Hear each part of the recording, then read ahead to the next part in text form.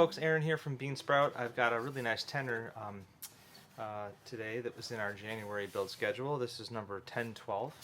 The back and sides are some beautiful curly walnut with a nice sapwood stripe. This is from a tree from up in Parkdale, Oregon.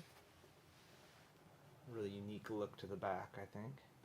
The top is some wavy Orford cedar. That's from the Oregon coast. Got pistachio for fretboard, headplate, and bridge. I like the pinkish, greenish tones to that wood. It's got some walnut binding.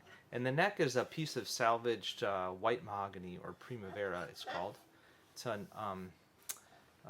wood from overseas, so I wouldn't normally use it, but this is a salvage piece I got from the Rebuild It Center. So it carves really nice. I think it matches the sapwood well. This customer asked for a K&K pickup, and it's got a low G on it.